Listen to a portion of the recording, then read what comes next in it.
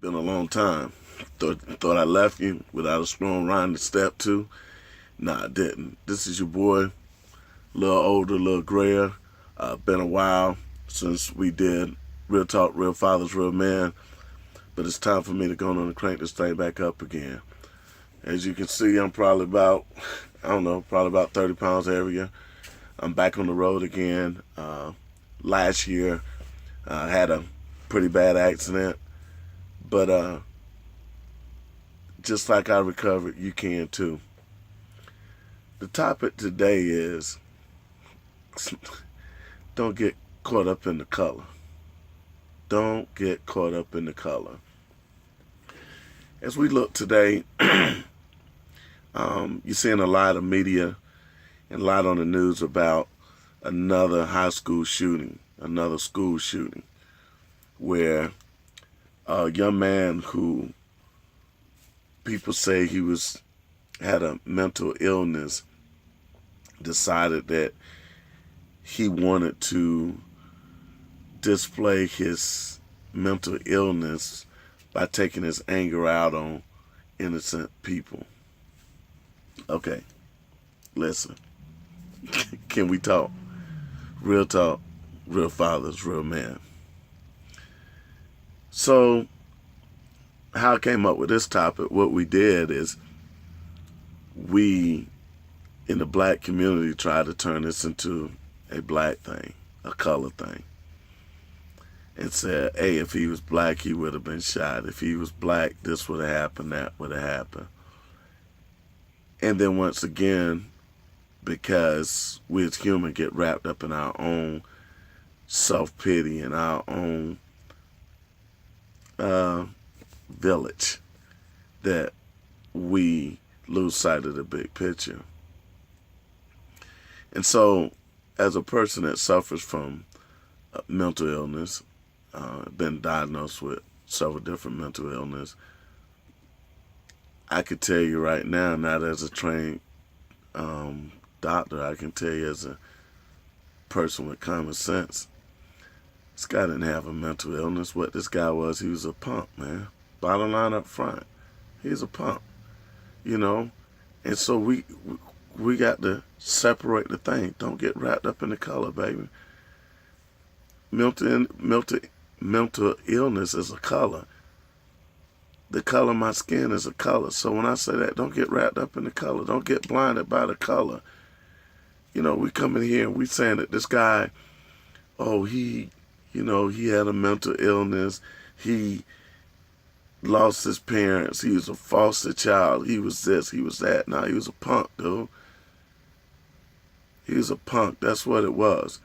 You talking about a guy that said that, he was mistreated in school. They kicked him out of school.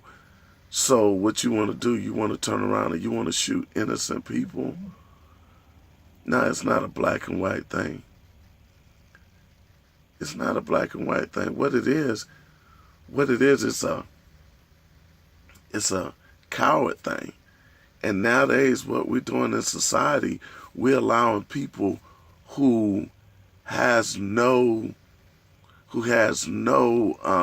what's the word I'm looking for? Has no ability to be told no. If we told no, nowadays, we want to sit in the corner, suck our thumbs, and cry like a little baby and say, oh, he told me no. He said I can't have lifesavers after school. I know what I'm going to do. I'm going to go shoot up the place. Nah. Back in the day, you was told no 1,000 times. And then the one who won was the one who kept going to that 1,001st time to get a yes. You look at a guy like me, man, I can tell you a little bit about my history, and it's not bragging. It's about not giving up. It's about being too dumb to fail, okay? Because you can get to the point where you're too smart and then you fail all the time because you look down the road like you had the vision of Christ, that you could look down the road and say, if I go this way and this going to happen, if I go that way, that's going to happen. And I seen this person do this and that happen. I seen that person do that and that happen. Or you can just be too dumb to fail like your boy. And so, even though I hate when I see people come on and say this person shot out this because of mental illness. No, keeping track of the point, he shot out that school because he was a punk. He shot out that school because somebody told him no. And somebody told him yes too many times. And then after somebody told him yes too many times, and all of a sudden somebody told him no, and it was one no too many. Okay? So, hey, in my first broadcast now, in probably about 6 months, I want to start this thing off right by saying, hey, look, let's not throw that he was black, white, Chinese, arithmetic, whatever. It doesn't matter. Let's go home today. Let's look at people and say, I'm telling you no. I'm telling you no. I'm going to tell my kid no. And when I tell you no, I want you to suck it up and drive on, Girl Scout. You know, I'm going to tell you no. And then when I tell you no, I want you to find a reason to make that no a yes. That's what real men do. When I say real man, it's not, like I said in my first couple of episodes, real man is not gender related. Because a woman came from a man, from the rib of a man. So when I say man, real man, that means y'all women out there too. If somebody closed the door, that means that just wasn't the door for you to walk through. It don't mean you go out here and buy an AK-47 and blow somebody's head off. I'm not ashamed to say, you know, I fight with suicide thoughts, you know, quite frequently. You know, I had a nervous breakdown twice last year, you know, but look at me. It wasn't the beginning of the end all. It was just like, okay, how do I fix this? How do I fix this? And that time that I had a nervous breakdown, was it because somebody told me no? I'm used to people telling me no. I'm used to rejection. You know, I'm the youngest of 4 boys, man. I'm used to getting hand-me-downs. You know, when you tell me no, that just means, okay, not right now. Not right now. I'm dealing with something on my job, and I'm gonna deal with it. And I'm gonna deal with it in my way. And it's not going to be going out here getting a gun. It's not be going out there cussing somebody out. I'm going to deal with it with this right here. You know, my homegirl down in Florida, she put on her Facebook page how when she was in high school, she had a friend that was being bullied. And he wanted to take it in his own hands. And only thing she did was took time to talk to him. And it's the same way that we do. Because when our head is together, when we see somebody that's about to go off the deep end, when our head is together, we can fix it for them. We can come to them and say, okay, look, bro. Okay, yeah, these are bullies. You know why they bullies?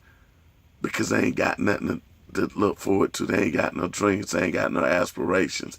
So they looking at you and they want to turn their dreams and aspirations into bringing you down to build them up. So that's why they're bullies, you know. So what you got to do, you got to look at them and say, all right, Pat, you know, if they pick at you because you got on cheap shoes, you like, hey, dude, I got these cheap shoes because I'm saving my money, because these shoes are only going to last for 6 months.